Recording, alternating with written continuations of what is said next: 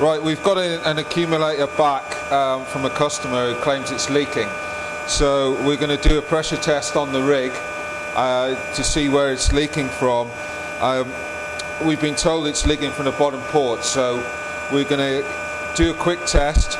First things first, we start the test rig and set it at low pressure. We've checked the pre-charge pressure, the gas pressure in here first, to make sure that it's right, and it is right at about 30 bar. Now we can't pressurize it beyond 4 times of its pre-charge pressure, so we're going to just take it to 90 bar today to see if we've got any leaks, and we'll take action from there. So I've got the appropriate safety gear on, gloves and glasses, so we'll start the test.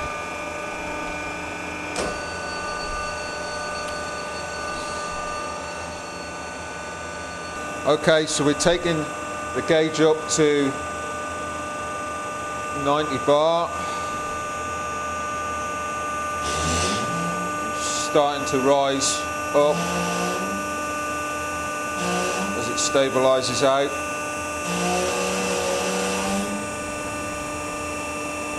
Right, and that's at about 90 bar now. So then we look at the accumulator to see if there are any signs of leaks. Never put your hands near hydraulic fluid under pressure because you can get injection injuries. So use a rag to see if there's any sign of leakage. And there is at the bottom. We can see oil coming out of the bottom there. So there is a problem with the seals on this accumulator. So what we'll do is come down in pressure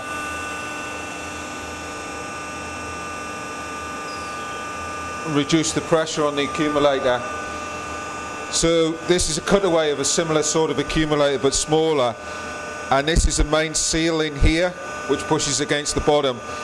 It's likely that that seal is either damaged or the nut that's holding it in is not tight enough. So we've got to tighten that nut to see if there's any slackness in the nut, and then retest. So that's the next step on this exercise. Okay. So what we've done is tightened up the nut at the bottom with a C-spanner, and now we are performing the pressure test again to see if we've got any leaks. So we had a leak from the bottom before, and we had some residue around the top. That's now cured.